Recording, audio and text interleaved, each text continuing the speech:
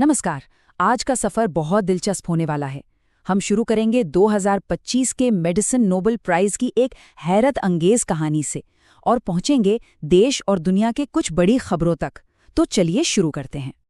जरा सोचिए, क्या हो अगर हमारे शरीर के अपने ही रक्षक, हमारे अपने ही सिपाही, हमारे ही दुश्मन बन जाएं? ये एक ऐसा सवाल है जो हमें सीधे हमारे इम्यून सिस्टम यानी हमारी प्रतिरक्षा प्रणाली के दिल में ले जाता है। और पता है, हमारे शरीर के अंदर चल रहा यही सिविल वॉर, यही गृह युद्ध 2025 के मेडिसिन नोबेल प्राइज की वजह बना है। ये एक ऐसी लड़ाई है जो हमारे ही अंदर लड़ी जा रही है और अब जाकर वैज्ञानिकों ने इसे समझने का एक नया तरीका खोज निकाला है। तो होता क्या है, हमारा इम्यून सिस्टम कभी कभी बाहरी खतरों और हमारे शरीर की अपनी सेहतमंद कोशिकाओं के बीच का फर्क भूल जाता है और फिर वो खुद पर ही हमला करने लगता है। इसी कंडीशन को कहते हैं ऑटो इम्यून बीमारी। इसका एक बहुत कॉमन एग्जाम्पल है डायबिटीज। अच्छा, हमारे इम्यून सिस्टम को ना एक सेना की तरह समझिए, और इस सेना में होते हैं टी सेल्स नाम के सैनिक। सबसे पहले हेल्पर टी सेल, ये एक स्काउट की तरह है जो दुश्मनों का पता लगाता है। फिर आता है किलर टी सेल, जो असल में सैनिक है, जो दुश्मनों को खत्म करता है। और इन सबके ऊपर है रेगुलेटरी टी सेल, जो इस पूरी सेना का कमांडर है। तो इस साल का ये बड़ा पुरस्कार 3 वैज्ञानिकों को मिला है। जापान के शिमोन साकागुची और अमेरिका से फ्रेड रैम्सडेल और मैरी ई ब्रूमबैक। इन तीनों ने मिलकर हमारे शरीर की इस अंदरूनी सेना के काम करने के जो राज थे ना, उनसे पर्दा उठाया है। शिमोन साकागुची ने 1990 के दशक में इसी कमांडर यानी रेगुलेटरी टी सेल की खोज की थी। इसका काम क्या है? ये किलर टी सेल को ऑर्डर देता है, ठीक है, काम हो गया, दुश्मन खत्म, अब पीछे हटो। तो ये एक तरह का शांति दूत है जो अपनी ही सेना को शरीर को नुकसान पहुंचाने से रोकता है। लेकिन सवाल ये उठता है कि अगर कमांडर ही गड़बड़ कर दे तो? अगर वो खुद ही कंट्रोल से बाहर हो जाए तो क्या होगा? अगर रेगुलेटरी टी सेल ही ठीक से काम न करे? बस यहीं से ऑटो इम्यून बीमारी का खतरा पैदा हो जाता है। तो फिर इस कमांडर को कौन कंट्रोल करता है? और इस पहेली का जो आखिरी टुकड़ा था वो खोजा फ्रेड रैम्सडेल और मैरी ब्रूमबैक ने। उन्होंने एक जीन की खोज की जिसका नाम है FOXP3। आप इसे एक मास्टर स्विच की तरह समझिए, एक अकेला जीन जो पूरे के पूरे रेगुलेटरी टी सेल के फंक्शन को कंट्रोल करता है। और इसी खोज ने ऑटो इम्यून बीमारियों के इलाज की नई उम्मीदें जगा दी हैं। चलिए अब शरीर की इस माइक्रोस्कोपिक दुनिया से बाहर निकलते हैं और एक नज़र डालते हैं राष्ट्रीय और वैश्विक मंच पर चल रही कुछ बड़ी हलचलों पर। अब बात करते हैं राष्ट्रीय सुरक्षा और स्ट्रैटेजी की। यहाँ 2 बड़ी खबरें हैं।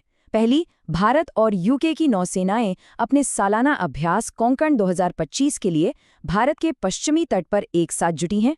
और दूसरी तरफ सीमा सड़क संगठन यानी BRO ने लद्दाख की ऊंचाइयों पर एक नया कीर्तिमान बना दिया है।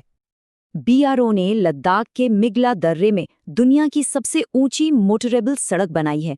इसकी ऊंचाई है लगभग 19,400 फीट। इसने उमलिंगला दर्रे के पुराने रिकॉर्ड को भी तोड़ दिया है।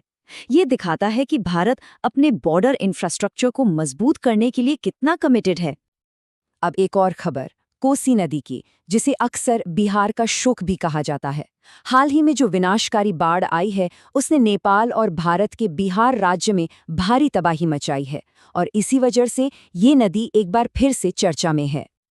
देखिए, इस नदी का सफर शुरू होता है तिब्बत में, छोटी छोटी धाराओं के रूप में। नेपाल में आकर ये सब मिलकर कोसी बन जाती हैं। फिर ये भारत के बिहार में दाखिल होती है और आखिर में गंगा नदी में मिल जाती हैं।